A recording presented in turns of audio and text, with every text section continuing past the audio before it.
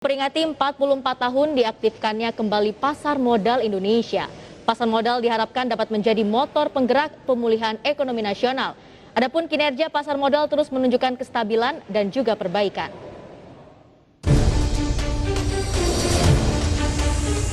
Memperingati 44 tahun diaktifkannya kembali pasar modal Indonesia, Otoritas Jasa Keuangan bersama Self-Regulatory Organizations Pasar Modal yaitu PT Bursa Efek Indonesia, PT Clearing dan Penjaminan Efek Indonesia, dan PT Kustodian Sentral Efek Indonesia berkomitmen terus membangun industri pasar modal yang tangguh dan mendorong pemulihan ekonomi nasional.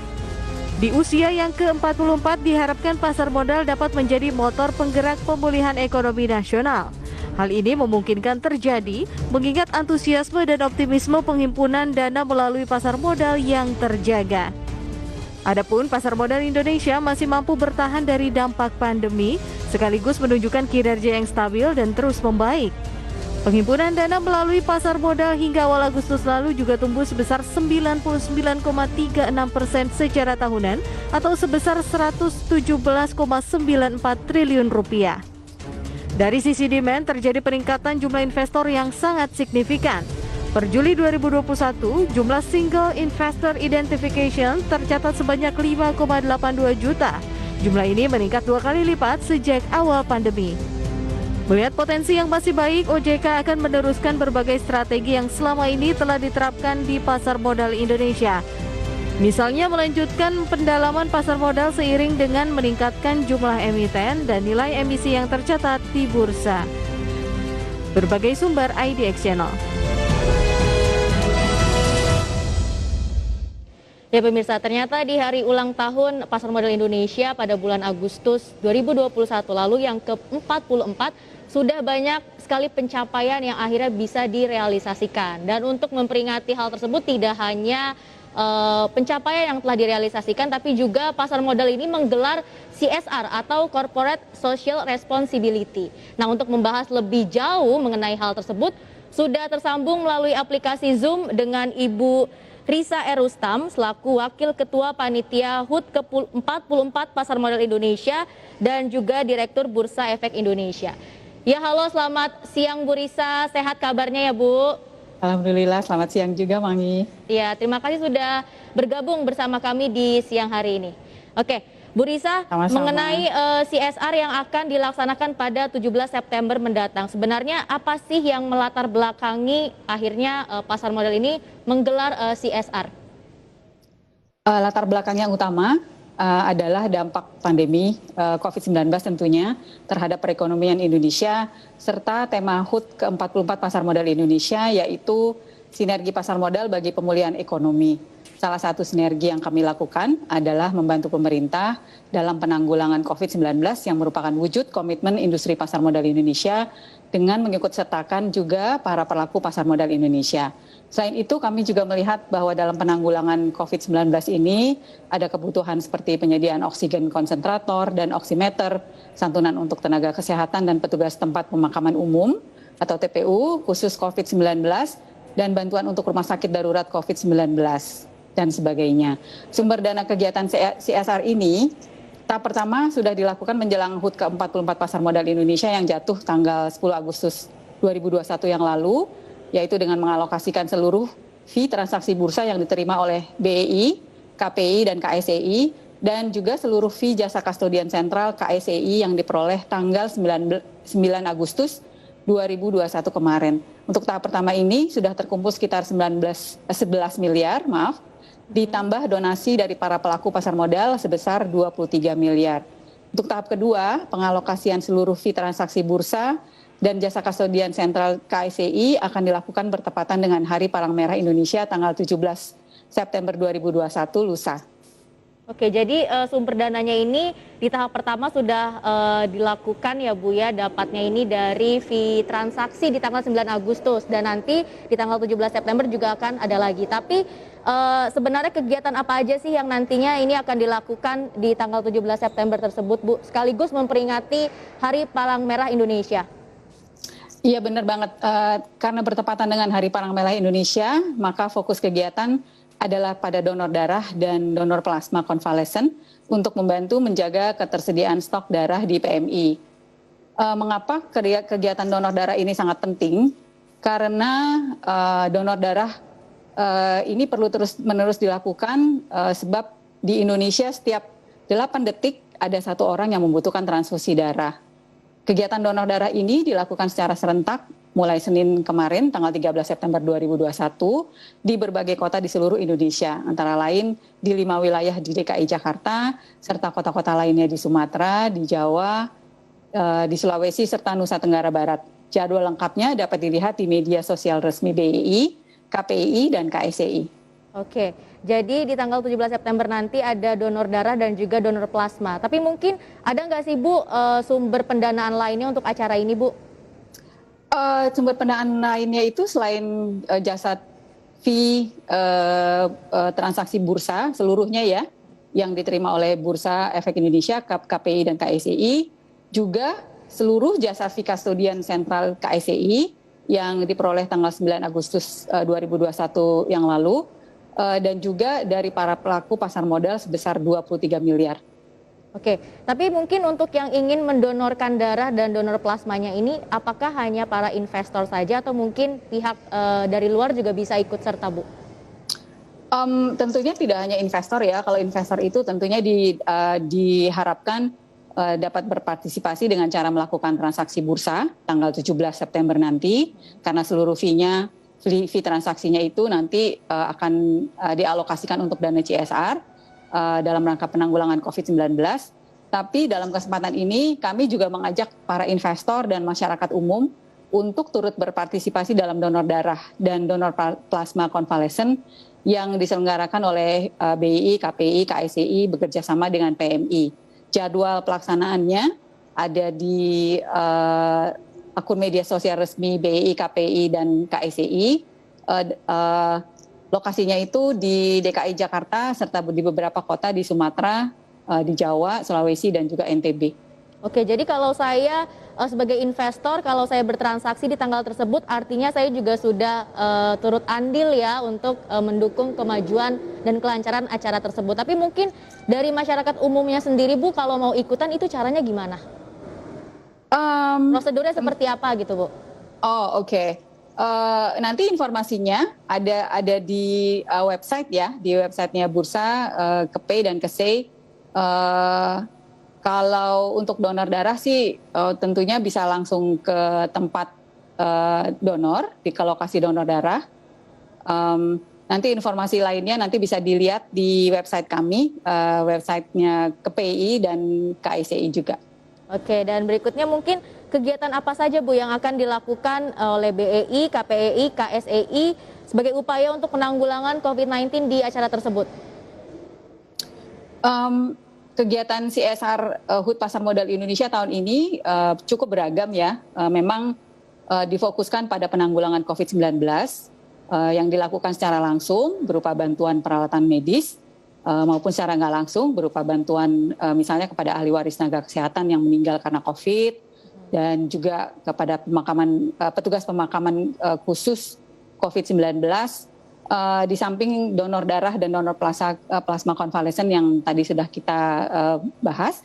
Lalu selain itu juga ada penyelenggaraan sentra vaksinasi yang sudah dimulai bulan Juni lalu di Jakarta dengan jumlah peserta sekitar 4.000-an orang, dan masih akan diselenggarakan di kota-kota lain di seluruh Indonesia, bekerjasama dengan OJK dan Dinas Kesehatan setempat. Kami juga mendukung program Gerakan Oksigen untuk Indonesia yang dicanangkan oleh Kementerian Kesehatan, antara lain berupa bantuan oksigen konsentrator dan oximeter melalui Pusat Analisis Determinan Kesehatan atau PADK Kementerian Kesehatan. Selain itu juga ada pemberian santunan kepada ahli waris yang tadi sudah saya sebutkan, kepada ahli waris tenaga kesehatan yang meninggal karena COVID, bekerja sama dengan Persatuan Perawat Nasional Indonesia sebesar 12 juta per orang, targetnya adalah sekitar 648 ahli waris. Lalu yang tadi juga saya sudah sebut, bantuan untuk petugas Taman Pemakaman Umum Khusus COVID-19, targetnya sekitar 500-an petugas di seluruh Indonesia. Selain itu juga ada pemberian bantuan yang juga melalui PADK Kementerian Kesehatan antara lain penyediaan perlengkapan rumah sakit darurat COVID-19 di berbagai daerah. Selain itu kami juga sedang menjajaki pemberian bantuan perlengkapan medis kepada Rumah Sakit Apung Universitas Airlangga dan Rumah Sakit Apung Dr. Lee untuk menjangkau masyarakat di wilayah-wilayah kepulauan di Indonesia. Juga penyediaan ambulans air dan ambulans darat. Lalu ada juga kemudian penyediaan perlengkapan APD bagi dokter dan tenaga kesehatan di berbagai wilayah di Indonesia, terutama di Indonesia Timur, seperti NTB, NTT, Maluku, dan Papua, dan juga di Sumatera Utara. Jadi bantuan yang diberikan ini berupa dana saja atau mungkin berbentuk barang-barang juga, Bu? Yang bentuknya dana itu yang sudah direalisasikan adalah pemberian santunan untuk 30 keluarga tenaga kesehatan atau perawat yang tergabung dalam Persatuan Perawat Nasional Indonesia DKI Jakarta pada tanggal 4 Agustus 2021, totalnya itu 360 juta. Nah, kalau selain itu tentunya barang-barang yang tadinya sudah saya jelaskan ya, tapi yang bentuknya itu baru yang kepada ahli waris keluarga perawat itu tadi. Tahap kedua nanti akan ada juga kepada ahli waris 23 keluarga perawat yang sedang dalam proses verifikasi bersama dengan PPNI DKI Jakarta. Oke, tapi mungkin target yang akan dicapai di acara nanti, baik itu dari sisi fee transaksi bursa, kemudian juga dari fee jasa kustodian sentral ataupun dari pendonornya, itu kira-kira masing-masing berapa, Bu, targetnya yang ingin dicapai?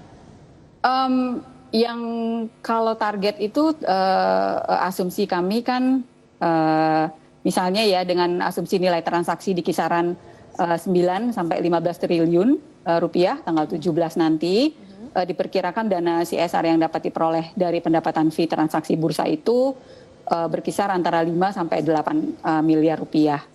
Untuk tadi ada target donor juga ya, donor darah, tanggal 17 itu kan ulang tahun PMI.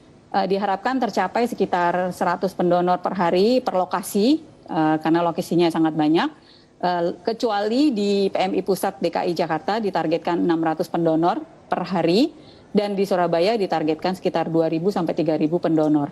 Oke, jadi di masing-masing daerah atau wilayah targetnya juga berbeda-beda gitu ya, Bu ya? Iya, benar banget. Oke, nah kemudian acara ini kan bisa diikuti oleh masyarakat umum yang bukan investor, tapi bagaimana caranya pasar modal ini mensosialisasikan acara tersebut agar banyak masyarakat yang mau ikutan nih, Bu? Tentunya sudah kami sampaikan melalui akun media sosial resmi Bursa Efek Indonesia, KPI dan KSEI. Itu sumber yang paling valid ya, jadi nanti masyarakat maupun nih.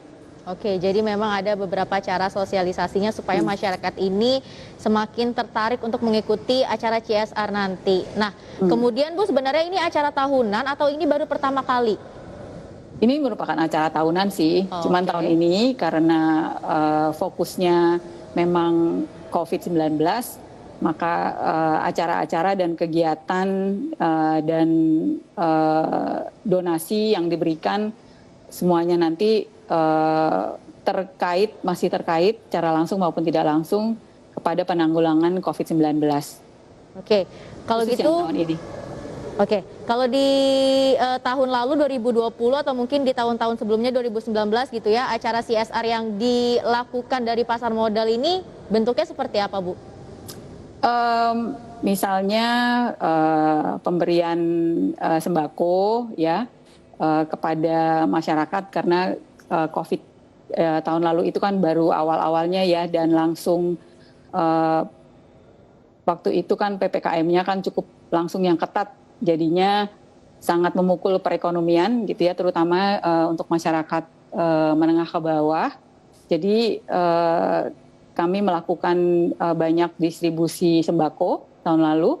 Tahun ini fokusnya memang agak berbeda, jadi kalau pemberian sembako mungkin tidak diberikan sebanyak yang tahun yang lalu ya. Karena selain itu kan juga pemerintah juga kan sudah punya program untuk pembagian bantuan sosial yang berupa sembako itu. Oke Bu, kalau di 2020 ya bantuan yang diberikan berupa sembako, di 2021 ini donor darah, donor plasma. 2022 kira-kira apa tuh Bu? Belum tahu lagi. Belum tahu, nanti, tapi pasti akan laksanakan gitu ya? Iya benar. Yang tadi pembagian sembako yang 2020 itu hanya salah satu aja ya Mbak, karena kegiatannya sangat banyak CSR itu.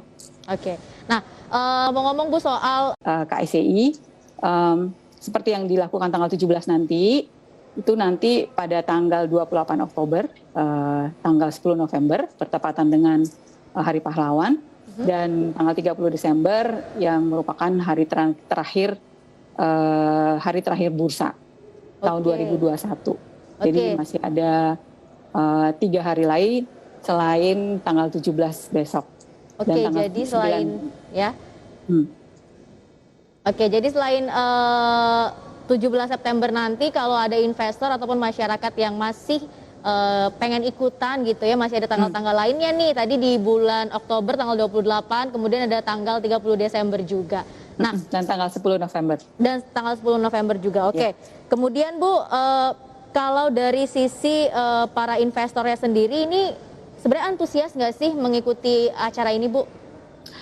Oh, antusias, yang antusiasnya sangat ya, karena misalnya tanggal 9 September kemarin itu kami kan berhasil mengumpulkan 11 miliar gitu ya, itu juga termasuk fee transaksi, fee jasa kustodian sentral KSCI. Dan pada hari itu volume transaksi bursa itu cukup tinggi, 20T ya, 20T, kalau nggak salah sih 20 triliun, sehingga dan itu jauh lebih tinggi dari hari-hari sebelumnya karena masyarakat memang diberitahu oleh brokernya masing-masing ya bahwa kalau bertransaksi hari itu. Oke, memang artinya antusias ya Bu ya? Iya, betul sekali.